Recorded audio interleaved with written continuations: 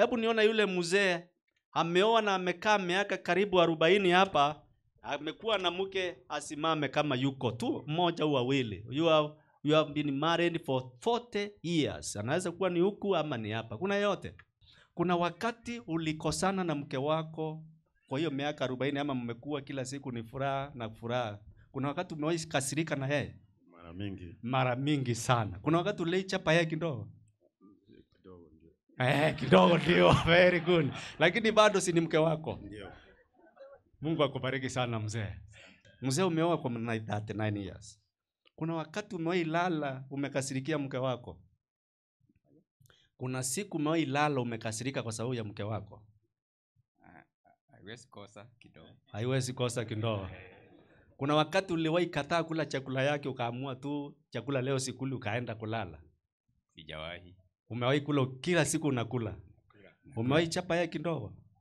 Hapana. Haujawahi chapa yake kidogo? Hapana. Amewahi toroka hata siku moja akaenda kwao? Hapana. Hajawahi? Hajawahi. Amewahi kukasirikia? Hawezi kosa. Huwezi kosa. Asante sana. Wanakosana lakini wanafanya nini? Wanaishi. Kwa sababu gani? Wamejua misingi ya nyumba ni upendo. Hata mkikosana mnafanya nini? Mnarudiana na maisha inafanya nini? Inaendelea mbele. Hallelujah. Amen. Get the point. Take a step forward.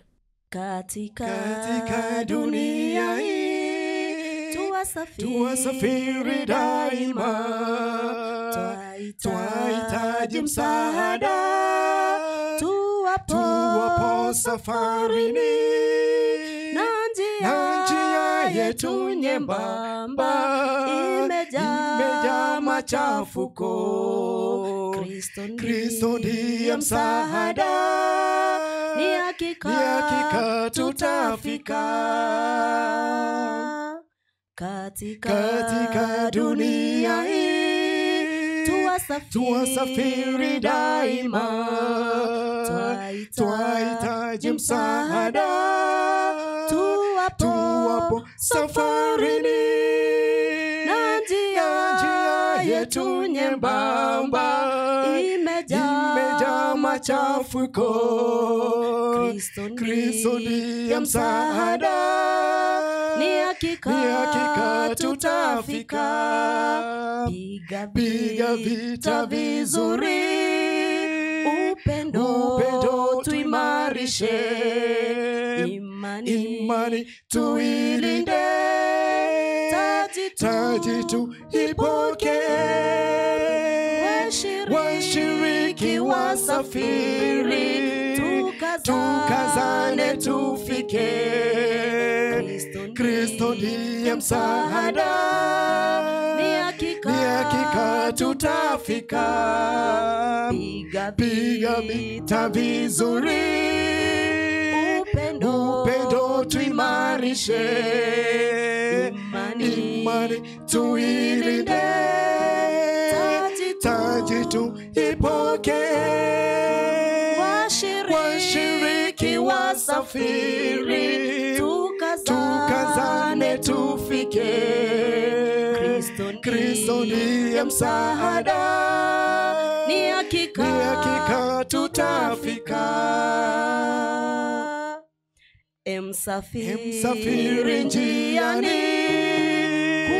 kuelekea mbinguni, acha dhambi mwenzangu, imani tuilinde, msalaba Golgotha, tua mzigo wako. Kristo ndiye msaada, ni hakika tutafika.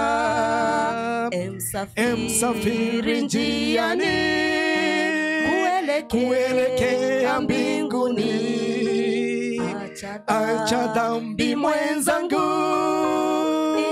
imani tuilinde, msalaba Golgotha, tua mzigo wako.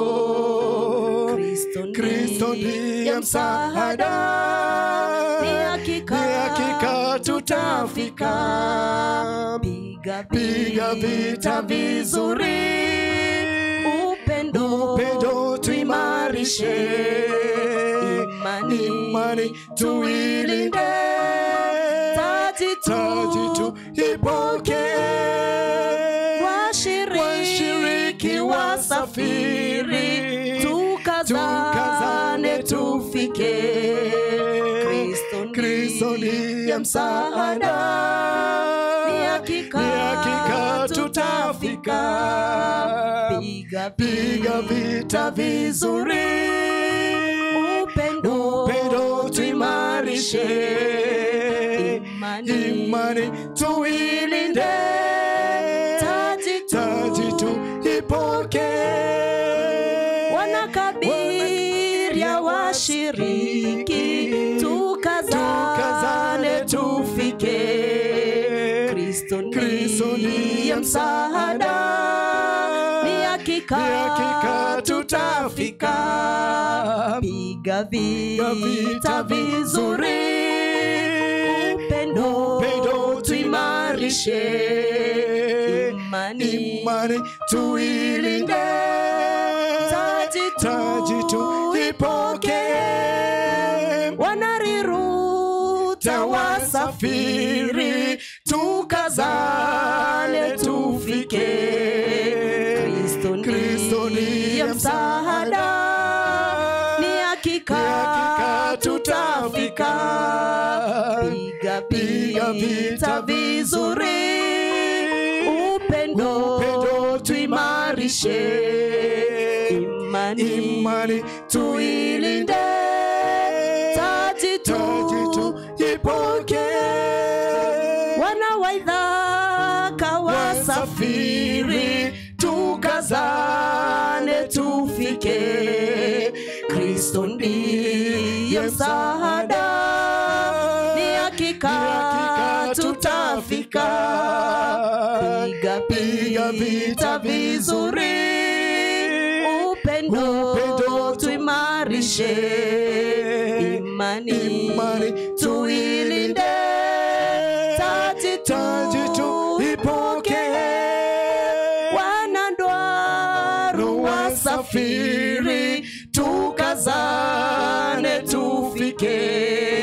Kristo ndiye msaada, ni hakika tutafika. Piga vita vizuri, upendo tuimarishe, imani tuilinde, taji tu ipoke, wanapotimu wasafiri, tukazane tufike. Kristo ndiye msaada, ni hakika tutafika.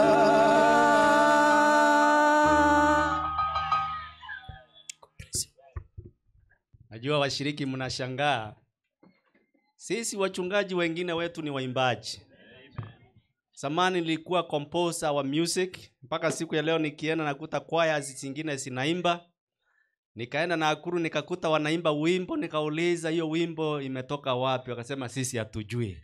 Ambia John niwaambie mwenye mtunzi huyo wimbo. Nikaambia nilitunga huyo wimbo nikiwa kijana zamani sana.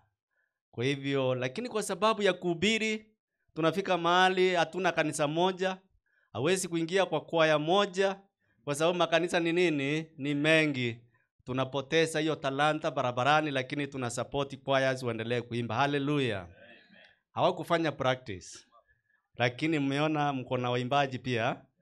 Kwa hivyo pastor, nafikiri tutafanya collabo, tuwe tunaimbanga saa ile ambayo once in a while tunakutana mahali tunaimbia makanisa waone tunaweza imba. Kwa sababu ya muda sasa naomba tuingie katika Biblia Timotheo wa kwanza 3.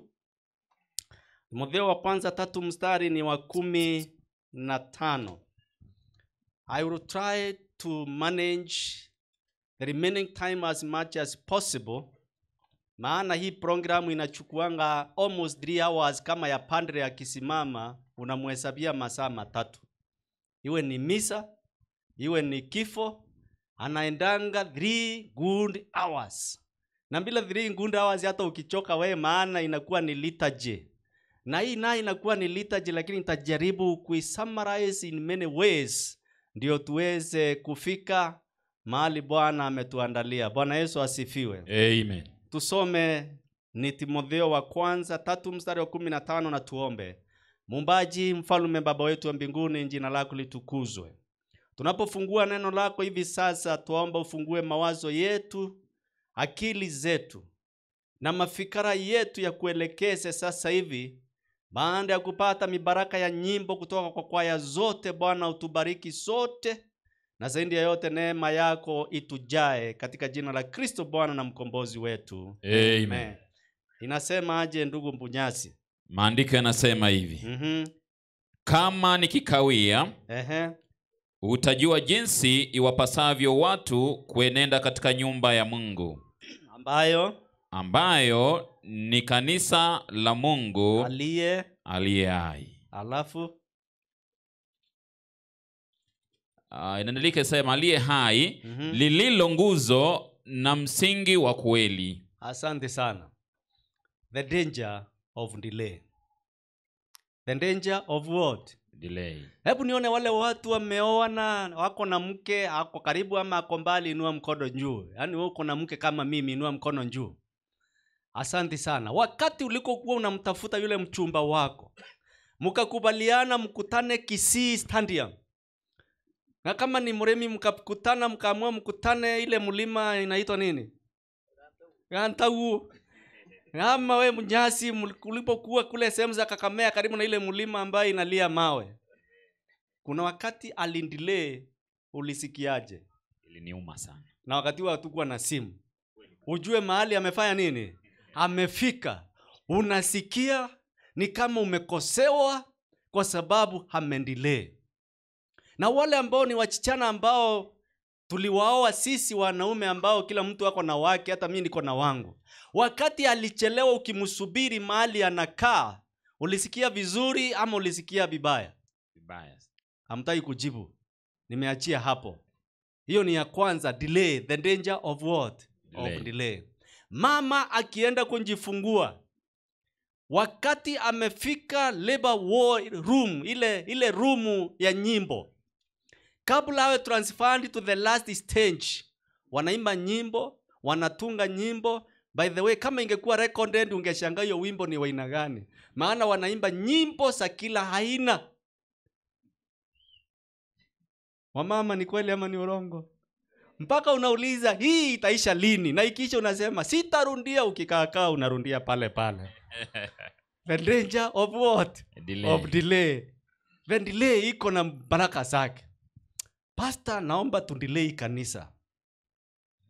Naomba tundelay tuwatenge siku nyingine. Kwa sababu mzee aliomba akasema anataka nimsaidie na 1500. Na maana mimi siko na 1500 saa hii. Tundelay, wakati tutapata hiyo 1500 tuje tutenge hii kanisa. Mnaonaje? The danger of what? Delay. Lakini mzee tutatenga tu. The danger of what? Delay. Kwa hivyo ndugu zangu, delay ni kitu ambacho inaweza fanya mambo mengi yakachelewa. Now katika ulimwengu wa kiroho, the danger of delay. Kuna watu walijua Yesu anarudi mwaka wa 2000. Nilikutana na mchungaji mmoja akaniambia 2000 Yesu anarudi. Na wewe umeamua kwenda shule na Yesu anarudi mwaka wa 2000. Na that time nilikuwa najiandaa kwenda shule, naambia in 4 time Yesu anarudi. Mimi nikamwangalia, nikamsikiza, nikamwambia nitaenda kusoma. Yesu akinikuta nikiwa mwanafunzi, there is no problem. Tutaenda mbinguni na yeye. Akaniambia wewe umepotea. Nikamwambia wache nikapotee. Ikafika mhubiri mwingine akaanza, mchungaji mwingine akasema kuna 2Y ambao ikifika tarehe 31 jioni kompyuta zote zita crash. Mpaka siku ya leo badala ya kompyuta ku crash zimekuwa advanced. Wana wa Mungu, mnasikia? The danger of what? Delay. Na kuna watu wengine baada ya Yesu kundile 2000 waliacha imani. Sasa rudi kwa neno tena. Neno linasema nini ndugu yangu? Nikikawia, Paulo anamzungumzia kijana anaitwa Timotheo. Na yeye akiwa kama senior minister, alikuwa anajua anaenda kufungua kazi na anaweza kutake more time before he comes. Akamwambia Timotheo, kijana yangu wa imani, nikikawia kurundi, watu wasisahau kitu ya maana sana. Jinsi how to conduct themselves in the house of the Lord. Hallelujah. Amen. Unajua samani nawaona nyinyi ni watu watulivu. Tangu nikuje hapa siasikia mkipia kelele mmetulia. Kuna wakati mwingine unaenda kanisani unasikia watu wanapiga kelele kana kwamba wamesahau katika ibada. Nyinyi ni watu wazuri sana, Mungu awabariki. Jinsi ya kutembea katika nini? Nyumba ya Bwana. Jambo la pili akamwambia, hiyo nyumba ya Bwana ambao mnastahili kutembea nyinyi watu wa kanisa mpya inaitwa Potimo, ambayo iko karibu kutengwa. Akasema ya pili, mjue hiyo kanisa ambalo mnastahili kutembea ni nini? Ni kanisa la nani? La Mungu. Ni kanisa la nani? La Mungu aliye nini? Aliye hai. Alafu akasema kwa sababu Mungu yuko hai katika hiyo kanisa, kuna mambo lazima hao washirika wanjifundishe. Mambo gani? Msingi. The pillars of faith. The pillars of faith. Kwa hivyo ili kanisa lote liweze kusimama, liweze kuconduct themselves in the business of the Lord properly, they must know the pillars. They must know the corners of the house. Hallelujah. Amen.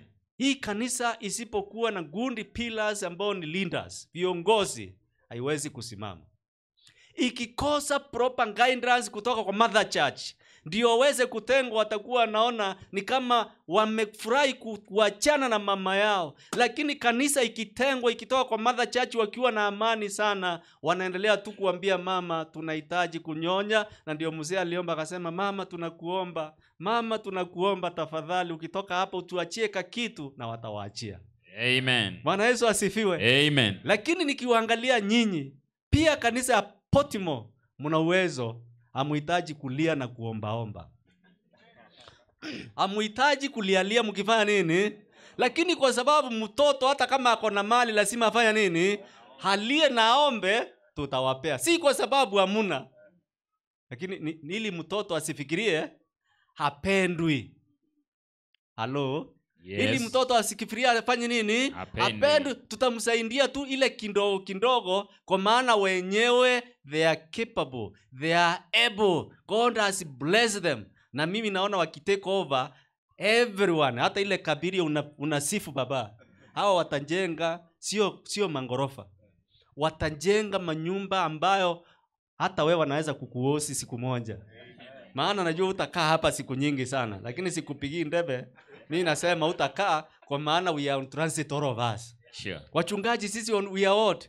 On transit. Sisi tuko kama askari. Leo uko hapa, kesho uko pale, kesho kutu uko pale, na hiyo yote ni kazi ya nani? Kwa hivyo Paulo anapozungumza nao, allow me to give you the context of this verse ili uweze kuelewa ni wapi alikuwa anatoka. Jambo la kwanza alikuwa anazungumzia the behavior of every person in the house of God. Behavior in the matters of life, social life, to behave very well. On spiritual matters, to behave very well. On financial matters, to behave very well. Tuchunge familia zetu na tuchunge kanisa la Bwana. Hapo ndio Paulo anazungumza. And in this context, ukisoma verse 1 to 7, anatuambia now, the context was about leadership. The behavior of leadership, number 1, anasema, anayetamani kazi ya nini? Ya askofu. Anatamani nini? Kazi njema. Jameni, nani anatamani kazi ya askofu? Nyinyi ni maaskofu wote mlio hapa siku ya leo. Hallelujah. Hata mimi ni askofu na maaskofu wengine wamejaa hapa. Hebu maaskofu simameni watuone. Maaskofu walio hapa na wale wako hapa mbele simameni watuone. Maaskofu ni wasee wa kanisa ndio hao. Biblia inasema askofu.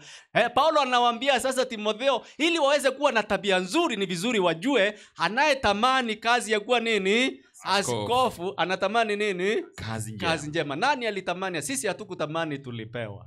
Mnaweza kaa. Asante sana, Mungu awabariki wazee. Hakuna mahali tuliapply tuweze kupewa kazi ya kuwa mzee, lakini tulikuta kanisa imetupea kazi ya nini?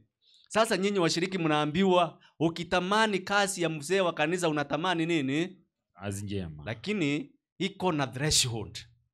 Paulo anakamwambia there is a threshold on that. Akaanza kumwambia from verse 2 kuendelea huko chini, ukiendelea kusoma anasema huyu askofu ambaye anatamani kazi ya askofu, ukiendelea kusoma hapo anasema hawe above reproach on all matters. On matters of spiritual, on matters of business and finance, on matters of leadership. Ambaye ametamani hiyo kazi lazima. Sasa nyinyi kanisa ya Patmo ambao mmetamani kutengwa, mnatamani kazi iliyo nzuri sana, na mtakuwa mkipewa viti vya kuongoza. Utamani, na unapotamani ujue the threshold number 1, you must be above. Hallelujah. Amen. Above what? Reproach. Paulo akaendelea kusema, akasema tena awe mtu wa mke mmoja. Kuna watu wako na wake wawili. Inawezekana. Kwa kijiji inawezekana. Siku moja mzee mmoja alilala. Alikuwa mshiriki wa kanisa yangu. Sitawaambia ni kanisa gani, maana nikwambia mnaweza kujaribu. Mzee alipolala, wakati tunaanza kutayarisha kila kitu, mke mwingine akatokea. Akasema mimi ni mke huyu mzee. Alinioa mwaka huu na certificate ndio hii kama muamini. Na yule mke wa pili ako naye hapa Nairobi, sio yule mke wake. Lakini kwa sababu leo mke wa pili hata yeye ni mke wake, kwa hivyo mkihesabu huyu hata mimi mfanya nini? Jamaa ilikuwa kibarua ngumu sana. Lakini mwishoe safari ilifika mwisho ikiwa na wake wangapi? Unaweza kuwa wewe unaishi Nairobi lakini kuna mwingine wa mbali. Unajua kuna ile ya Waislamu. Kila mtaa ukienda unafua nini? Weke mke pale. Mke mmoja. Ndiye threshold ya askofu. Anasema tena, anapoendelea anasema jambo la 3, huyu mtu ana self control. Nimeenda kanisani wakati mwingine watu wanawaka moto, wanataka hata kupiga pasta kwa pulpit. Mimi kuona hiyo maneno. Washiriki mmeona? Lakini riruta ni wazuri sana. Hawajawahi kushikia pasta. Pasta umewaishi kwa mimi hata hawezi kukufikia huko mbali sana. Mimi siku moja ni maneno nikiwa kwa pulpit, jamaa amekuja na bakora. Na mke wake amekuja na bakora. Na kijana yake amekuja na bakora. Na mmoja alikuwa amekaa pande hii, mwingine pande hii na mwingine pande hii. Sasa ile wamekuja wote, mimi nikasimama nikafanya hivi. Wazee wa kanisa waliwanyanyua. Nikamwambia jamani, achaneni na wao. Kwa sababu gani? Hawajaelewa jinsi ya kuconduct themselves in the house of who? Of God. Alafu anaendelea anazungumza, anasema they must be self-controlled, sensitive people. People who are sensible. Mtu ambaye anaweza kufikiria from cause to what? To effect. Before you act, you must ask yourself many questions. Watu waliruta nyinyi wazuri sana, Mungu awabariki sana. Munapenda Mungu wenu. Hallelujah. Bwana Yesu asifiwe. Amen. Anasema tena hawe respectable. Ukitokea hivi watu wakikuona wanaheshimu wewe na wamheshimu Mungu unayemwabudu. Kwa hivyo hiyo ndiyo kanisa ambayo tukiitenga iwe kanisa ina hiyo. Msiwe mkainuka juu mkasahau ya kwamba nyinyi ni watoto wa Mwenyezi Mungu. Amen. Hallelujah. Amen. Bwana Yesu asifiwe. Amen. Namba nyingine anasema hospitable. Nimesikia pastor akisema kama ulibeba chakula usisumbuke, iko ya kutosha. Lakini tukirudisha nyumbani itaharibika. Kwa hivyo tunaomba hata ile tumebeba mkubali itolewe tukule pamoja. Amen. Si ni kweli washiriki? Maana tukirudisha nyumbani itakuwa imefanya nini? Na ilibeba for this occasion. Hawa ni watu ambao wako very generous. Wanasema chakula tumewekea yafanya nini? Ya kutosha. They are very generous watu wa Mungu. Kama vile nyinyi nyote mko generous. Neno la Mungu inasema huyu mtu awe able to teach. Mtu anayeweza kufanya nini? Kufundisha. Unajua kuna makanisa mengine unaenda ni mzee wa kanisa lakini pulpit iko mbali na yeye. Akiambiwa wewe ndio utahubiri sabato ijayo anagonjeka. Akiambiwa ndio utahubiri sabato ile nyingine anaenda Kisii, anaenda Meru, anaenda Ukambani. anaenda Unjaluoni ili asifanye nini?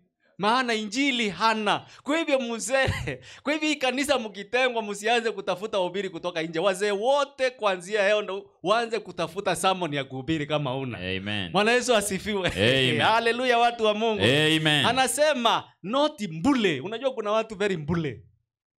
Akitokea, you must know he is the president of the conference.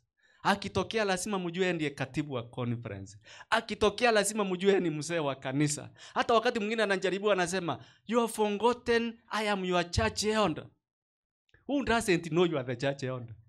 Who doesn't know I am the church pastor? Do I need to tell people? I tell people when I'm seated and these young are doing the business, I have my pride. Nasema nashukuru hawa vijana wanafanya kazi mzuri. Nyinyi wazee ukiona vijana wanatokea na wanataka kufanya kazi ya Mungu, waelekeze tu, what they need is only tuning. Because wakiachiliwa wanaweza kimbia sana. Hata ikanisa ya Patimo mkiwaachilia wanaweza enda mbio sana, kwa sababu ndio wamezaliwa. Na mtoto akizaliwa anaweza kimbia sana mpaka akaenda beyond. Lakini ni watu wazuri watakuwa na consult sana. Ndio unaona wana consult hapa. Haleluya watu wa Mungu. Amen. Yesu asifiwe. Amen. Wanasema then not people, they must be gentle. People are not quarrelsome. Not grinde. Unajua kuna watu very grinde. Watu grinde ambao kila mahali akienda kasi wezi songa mbele kwa sababu ya tamaa ya mwili. Lakini Paulo anasema, akiendelea anasema, one who manages his household very well, not a new convert. Hapo ndio nimesimama kidogo. Pastor, I hope yule mtaweka mzee wa kanisa amekaa kwa kanisa. I hope so. Kwa sababu ukiweka mtu ambaye hajakaa hata elewa hii kanisa imetoka wapi na hii kanisa inaenda wapi. Ndio wafundishe wale wachanga jinsi ya kukaa katika kanisa la Bwana. Haleluya. Amen. Ndio nimeona mzee akikimbia kwa ofisi akiwa mzee hajaelewa misingi vizuri, yeye anaona anajua na aendi mbali. Naanza kupigana na wale wazee wengine. Naanza kupigana na pastor because he has not grown properly. He has not been mentored properly. Na nyinyi wazee ni wa maana sana. Because you have mentored many pastors in district yen and they are doing very well. Akiharibika ni yeye mwenyewe ameamua kuharibika. Sio nyinyi mnaweza blamiwa. You have done your honest part. Pastor Murimi, I believe these elders, they have done very well to mentor you. Ukitoka hapa you will never remain the same. Maana wakati mwingine unawakimbisha kusema wakambia pastor mosi. Ngoja kidogo pastor tukwambia hapa kuna vitu vingine lazima tuangalie. Na unaenda mbio unarudi hatua 2 3. That does not mean you are useless. That does not mean you are not respected. They are helping you to learn new skills how to move. Hallelujah. Amen. Na hii kanisa pia tunawaambia msikimbie sana kwa mambo yote, muwe mna consult na Mungu atawapeleka mbali. Amen. Hallelujah. Amen. Anasema have good reputation with outsiders. That is verse 7. Now akitoka verse 7 anasonga mbele, anaenda akiendelea kuzungumza, anasema ndugu zangu sikieni niwaambie, huyu ambaye ni overseer, ambaye Mungu amemchagua, ambaye anatamani kazi iliyo mzuri, ambaye anataka kuwa na Mwenyezi Mungu, he must receive the approval from God. Amen. And this church called Patimo, New Patimo, I want you to get about New Patimo. The New Patimo was changed ilipokuwa ni city moja katika Jamaica, ambaye mwaka wa around 1565 it was attacked by the Britons. Na Britons walipotoka pale, baada ya kuattack the Spanish wakaingia. Now Spanish walipoingia around 1997, nao wakaenda wakayataki hiyo city. Na hiyo city ilikuwa imeanza endi kitambo sana, na wakabadilisha jina lake likaitwa Fort Enda. Jina lake likabadilika milele na milele, na Portmore ikatoka katika historia ya Jamaica mpaka siku ya leo. Amen. Nao na nyinyi mkasema you don't want to exit this world forever. You want to be a new Patimo with new agenda, moving forward, not only to remain here, lakini ni kufungua saba skuru zingine na makanisa mengine kwa jina la Yesu. Hallelujah. Amen. Old Patimo is no more. but the new Potimo is alive. Amen. Hallelujah. Amen. And the new Potimo is here today. Hallelujah. Amen. Bwana Yesu asifiwe. Amen. Pastor, kwa nini mlicha huyo jina? The place was so much a lot of drugs, ulanguzi mwingi sana. Yes, ndio sababu. Okay. Now I understand. Now Paul talks about the pillars. The pillars, briefly allow me now to talk about the pillars. And the pillars, verse 15, nasema nini hapo? Unasema nini? Hapo inasema about the pillars, anasema nini? Kama nikikawia utajua jinsi wapasavyo watu kuenda katika nyumba ya Mungu, ambayo ndiyo kanisa la Mungu aliye hai. Asante sana. Now Paul anasema nikikawia muweze kujua the pillars of the truth. Usipojua kile ambacho kinastahili kusimamisha nyumba yako, you will not be a good husband. If you don't understand what makes your home to stand as a woman, you will not be a good woman in the home. In the same manner, usipojua kile kinasimamisha kanisa, that church cannot stand. Hallelujah. Amen. Hebu niona yule mzee ameoa na amekaa miaka karibu 40 hapa, amekuwa na mke asimame kama yuko tu mmoja au wawili. You have been married for 40 years. Anaweza kuwa ni huku ama ni hapa. Kuna yote. Hebu asimame. 40 years amekaa na mke. Hata mimi siyafika huko. Lakini siku moja nitafika kwa neema ya Mungu. Amen. Hakuna? Mmoja amesimama. Haleluya. Hebu mzee njoo kidogo. Mzee njoo hapa mbele kidogo. Mpe mic kidogo. Mzee wa maana. Kuna mwingine hapa? Mzee amebakisha moja. Sasa huyo bando, wacha tuanze na huyo mzee. Asante sana Honda, nataka uwe mwaminifu kabisa kwa washiriki. Na mke, sitishi mke huyo ametosha mzee rafiki yangu. Kuna wakati ulikosana na mke wako kwa hiyo miaka 40 ama mmekuwa kila siku ni furaha na furaha. Kuna wakati umewahi kasirika na yeye? Mara mingi sana. Kuna wakati ulichapa yeye kidogo? Kidogo ndio. Very good. Lakini bado si ni mke wako? Ndio. Mungu akubariki sana mzee. Hivyo ndivyo ilivyo. Asante sana, ubarikiwe. Na wewe mzee wa miaka leo tupe mzee naye. Huyo mzee wa 39 years amebakisha moja. Hebu yani tumusikia, naweza kuwa naye pengine ni tofauti sana. Sasa huyu mzee na yeye, huyu mzee wa Kirigo, ashuke hapa ndio muone vizuri sana. Huyu mzee pia ako na mke wake. Si ni kweli? Hata mimi ningekuja na wangu leo, alienda kuhubiri mahali, maana leo ni inaitwa Pastors Appreciation Sabbath. Lakini pastor akaamua tu appreciate yeye kwa kuzaa kanisa mpya. Hallelujah. Mzee umeoa kwa 39 years. Kuna wakati umewahi lala umekasirikia mke wako? Kuna siku umewahi lala umekasirika kwa sababu ya mke wako? Haiwezi kosa kidogo. Kuna wakati uliwahi kataa kula chakula yake ukaamua tu chakula leo sikuli ukaenda kulala? Sijawahi. Umewahi kula kila siku unakula? Umewahi chapa yake kidogo?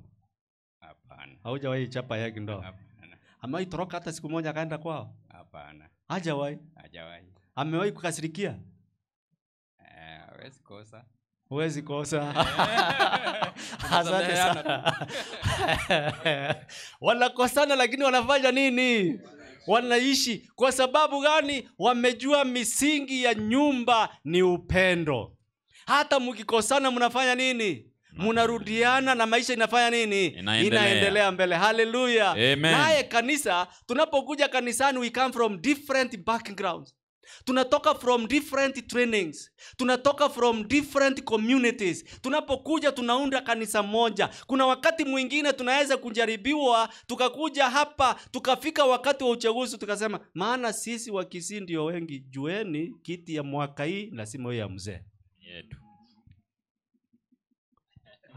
I'm not the one talking. I'm speaking from experience. Kuna kanisa moja nilienda nikaambiwa hivyo. Naambiwa kwa sababu hii kanisa sisi wa Kikuyu ndio wengi. Muhakikisha mzee wa kwanza ni nini? Mkikuyu. Nyinyi mmai kusikia maneno kama hayo? I'm asking you watu wa Mungu. Mmai sikia maneno kama hayo? I'm trying to summarize my sermon. Sasa hapo ikifika hapo ni kumaanisha we have not remembered the pillars inayosimamisha hii kanisa. Pillars ya kusimamisha hii kanisa sio ukabila, bali ni Yesu. Amen. Bwana Yesu asifiwe. Amen. Na Yesu akitawala, mambo yote yanakuwa sawa sawa. Ndiye anasema mjifundishe jinsi ya kutembea katika nyumba hii, kwa maana Yesu mwenyewe ndiye mwenye kujenga hili kanisa mwenyewe. Akasema mimi ndio jiwe kuu la pembeni. Kwa hivyo hili kanisa haliwezi kujengwa juu ya marambe, haliwezi kujengwa juu ya muremi, haiwezi kujengwa juu ya mseobonyo, haiwezi kujengwa juu yako kama mzee. Hii kanisa imejengwa kwa foundation ambaye Yesu mwenyewe ndiye mwenye hili foundation. Bwana Yesu asifiwe. Amen. Na ndiye anasema katika kitabu cha Waefeso 2 mstari wa 19, ni kuwapeleke hapo kidogo ndio uone what he is trying to say. Siendi kwa Petero ili tuweze kumaliza because of time. I promise nitajaribu sana masaa matatu ni summarize na almost 50 minutes or so. Inasema nini? Kuna dakika alichukua ya uimbaji, lakini sana Mungu akubariki mtumishi. Waefeso 2 mstari wa 19 inasema nini? Hebu sikia Paulo hakizungumza tena on the pillars of faith. The pillars of faith ni gani? Anasema nini? Waefeso 2 mstari wa 19. Maandiko yanasema hivi. Hivyo basi ninyi sasa si wageni tena wala wapitaji. Kwa hivyo nyinyi watu wa Potimo, nyinyi sio nini? Wageni tena wala nini? Wapitaji. Kuanzia siku ya leo mtajifundisha kutafuta mawe, mtajifundisha kutafuta mabati, mtajifundisha kutafuta kujenga kanisa yenu. Hatutawajengea kwa maana nyinyi sio wageni nini tena, bali tutawasaidia tu kidogo. Amen. Hallelujah. Amen. Endelea, inasema nini? Inaendelea kusema bali mmekuwa wenyeji pamoja na watakatifu. Watakatifu hawa na pia ngojea kidogo. Hawa watakatifu ni Wakabiria. Amen. Hawa watakatifu ni Wariruta. Hawa watakatifu ni Wakirigo. Hawa watakatifu ni Waithaka. Nimeacha wapi? Hawa watakatifu ni wa nini? Ni Wanduaro. Sasa hebu sikia, endelea kusoma. Inasema ya kwamba na pia jamaa wa nyumbani mwake Mungu. Tena nyinyi nyote mmekuwa jamaa moja ya nyumba ya nani? Ya Mungu. Kwa hivyo sisi zote ni ndugu wa baba mmoja ambaye anaitwa Mungu. Kwa hivyo hapa tuko kabila moja, kabila la watoto wa mbinguni. Amen. Hallelujah. Amen. Ndio sababu tuko hapa sisi zote siku ya leo, kwa sababu ya Mungu mmoja. Endelea, inasema nini? Naendelea kusema 20. Mmejengwa. Tena mmejengwa juu ya nini? Juu ya msingi wa mitume na manabii. Mitume walipokuja na manabii wakahubiri, na manabii in this context ni Waithaka, ni Riruta, ni nani mwingine? Ni Kirigo, ni nani mwingine? Na kule kote mmetokea, mmekuwa mkijengwa katika hiyo misingi. Na sasa nyinyi kwa maana mnaenda kutengwa, hamutakuwa kando ya misingi ile mmejikuta wengine wakitembea nayo. Na hiyo misingi ni ya Waadventista. Tutakuwa sisi wote tunaitwa Waadventista wa Sabato. Amen. Itakuwa inaitwa Seventh Day Adventist Potimo. Haitakuwa inaitwa Potimo Seventh Day Adventist. What is the difference? May I try to explain? Unyasi, simama. Wewe ulizaliwa wapi? Busia. Busia ni kabila gani? Busia kuna Waluya. Kuna Waluya na kuna Wateso. Na Wateso. Wewe ni Mteso, wewe ni Mluya? Mimi ni Mluya. Asante sana. Wewe ni Mwadventista Mluya ama wewe ni Mluya Mwadventista? Mimi ni Mwadventista Mluya. Sio Mluya Mwadventista. Nimekukamata vizuri. Umenikamata vizuri. Haya, sasa hebu endelea sasa, hebu mimi ni Mluya Mwadventista. Wewe ni Mluya Mwadventista. Naam. Umekamata tena? Okay, nilifikiria ile ya kwanza nilikuwa afadhali. Lakini sasa ni sawa tu. Nikuulize tena. Wewe ni Mluya Mwadventista ama ni Mwadventista Mluya? Mimi ni Mwadventista Mluya. Haya. Umenikamata vizuri. Na ukiwa Mluya Mwadventista, na nani anakuja kwanza? Ukabila. Ukabila. Lakini ukiwa Mwadventista Mluya, nini nakuja kwanza? Imani kwanza. Sio imani kwanza. Usabato kwanza. Naam. Ndio Luya ufanye nini? Ufuate. Asante, unaweza kukaa chini. Asante sana. Sasa tunasema Uadventista unafuata kwanza Umero ufuate, Urun ufuate, Unjaluo ufuate. Naam.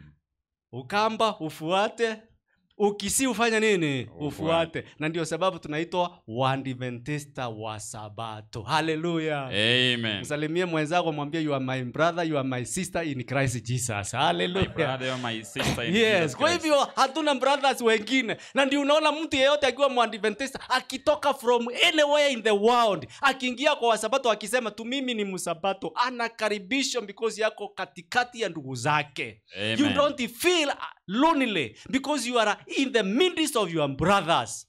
Hallelujah. Amen. Isipokuwa siku hizi tumeanza kuogopa. Samani ungetokea mahali popote uende kwa mzee Obonyo mwambie mimi ni Mwadventista, nimekuja Nairobi, sijui mahali nilikuwa ninaenda, nilikuwa natafuta watu wetu walisijui mahali walienda, unapewa accommodation, unalala.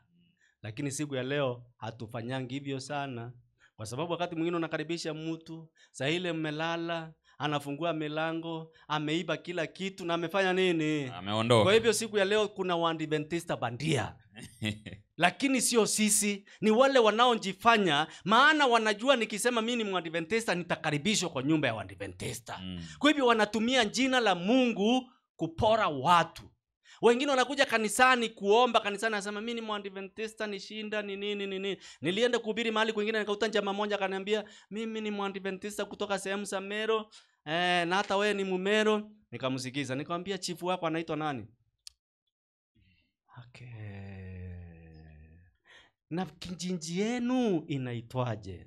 Akaniambia kijiji. Nikamwambia kwa hiyo kijiji unajua nani kwa hiyo kijiji kuwa mzee wa kanisa?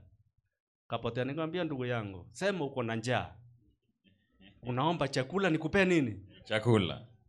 Maana siku ya leo Wamero wamejifundisha Kinjaluo, wamejifundisha Kikisii, wamejifundisha Kikamba, and the same. Mkamba anakuja anazungumza Kikisii proper kwa sababu akana njaa, maana amesikia ni Mkisii. Akasema mtu aminto, nilikula njusi, unamhurumia, unampea pesa. Akikutana na Mumero anaanza kuongea Kimero, unafikiria ni hivyo. Kwa hivyo siku ya leo watu wamejua lugha zote. Lakini sisi Waadventista tukiwa hapa, Mungu anasema katika nyumba ya Bwana sisi ni Waadventista kwanza, alafu kabla zetu zinafuata. Hallelujah. Amen. Bwana Yesu asifiwe. Amen. Ndio Paulo akimalizia on this anasema nao mmejengwa katika msingi ulio imara. Na ndio unakuta katika kanisa hili tuko na 28 fundamental beliefs, na hizo 28 beliefs zote ndizo unakuta ulimwengu mzima globally, kanisa lote linakuwa united on that common beliefs ambao tunaamini. Wacha niulize maswali. Msipojibu hii swali pastor, nitaenda another 1 hour. Sawa sawa? Na ninaanza na washiriki. Na ninashuka pale, sitaki kuanza na pastors na washiriki. Wacha nianze na washiriki ndio nijue mko sawa. Wacha nishuke hapa, nipe mic nitembee nayo. Mimi sijali, wale wana record watanifuata wakipenda, maana hao ndio wako na shida, mimi sina shinda. Haya, ninaanza na ndugu yangu. Habari yako? Salama. Msingi wa kwanza wa Kiadventista unaitwaje? Sema ile unajua. Anasema asaidiwe. Pastor, huyu urundisha darasa la ubatizo, fundisha vizuri, aweze kushika sana.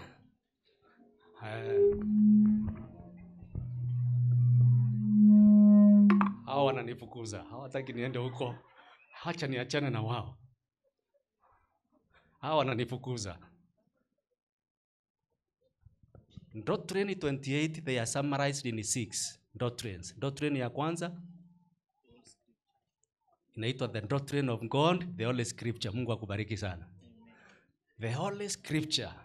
Sitaki kuuliza mzee. Mama, ya kwanza ni Holy Scripture. Ya pili, under the doctrine of God, nimekusaidia God the Father. Umeshika? Ya tatu, the Son. Ya nne, the Holy Spirit. Hallelujah. Bwana Yesu asifiwe. Now, ya pili inaitwa the doctrine of man. The doctrine of man. The doctrine of man ya kwanza ni gani hapo? The doctrine of man. Nimekusaidia doctrine of man. Kama hujui sema pass. Mama sema, kama hujui sema pass. Pass. Sasa nitapass sasa nyinyi. Wacha niende kwa wachungaji sasa. Bunyasi wendi uko shule. The doctrine of man iko ngapi hapo katikati yake? Wamekumbuka the creation, very good. The nature of man, hallelujah. Yani Mungu vile aliumba mwanadamu, vile aliumbwa, vile mwanadamu alianguka, na baada ya kuanguka vile Mungu alikuja kufanya nini? Kumuokoa. Bwana Yesu asifiwe. The doctrine ya tatu inaitwa doctrine of salvation. Na doctrine of salvation iko na doctrine nyingi kadhaa hapo siko ndani, na maana sitaki kuendelea kuwajibu, wacha niwasaidie kidogo. The doctrine of the doctrine of salvation, tunaanza na great controversy ambayo inaonyesha vita kuu iliyo katikati ya mwanadamu na nani? Mwanadamu na Mungu na shetani. Alafu doctrine ya ine, acha niete, inaitwa the doctrine of the church. The doctrine of the church, niambie, acha nione yule mastermind. Ukishindwa hii na wewe ni mastermind, nitasema nikufanyie mtihani. Wewe ni mastermind. Bado hujafanya? Haya, kuja karibu na mimi basi. Hata kama hujafanya, wewe ni kiongozi. I'm not intending to embarrass you. The doctrine of church iko na nini na nini hapo ndani? I don't know. You don't know? Yes. Kama hilo unajua? I don't know. My friend, you don't know? Yes. Watoto wakusaidie. Haya, mtoto njoo nimsaidie mwalimu kidogo. Maana hata watoto wanafundishangwa 28 fundamental.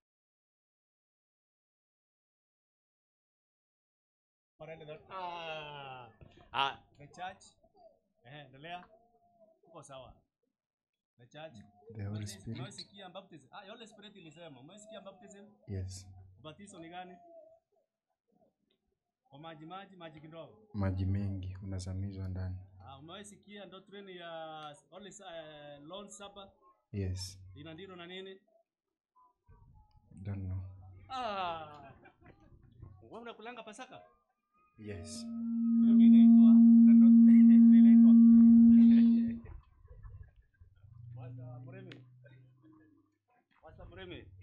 Uko na kibarua ya kufundisha washiriki beliefs.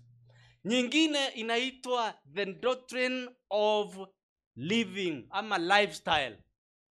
Lifestyle. Nyingine inaitwa the doctrine of last days event.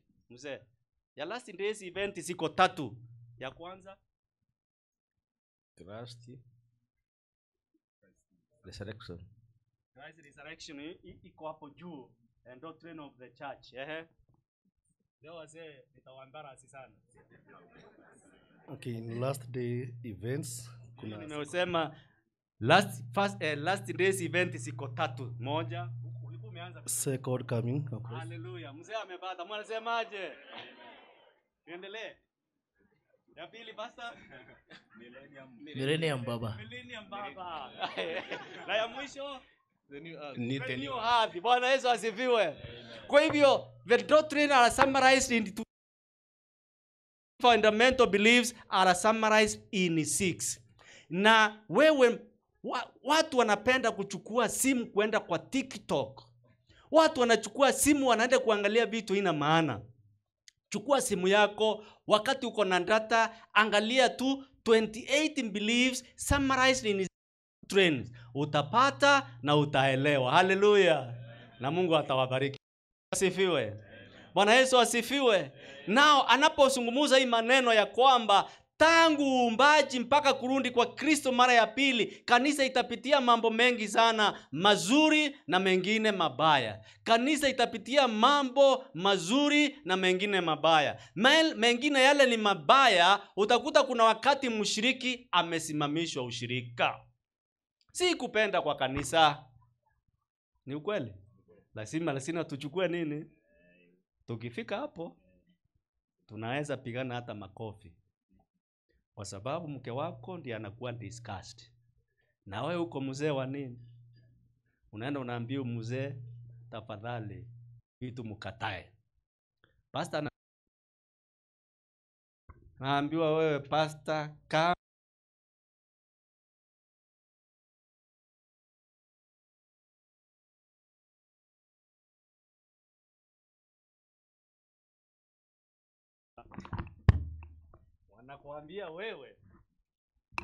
wanakuambia wewe baba utaama bila ulikuja.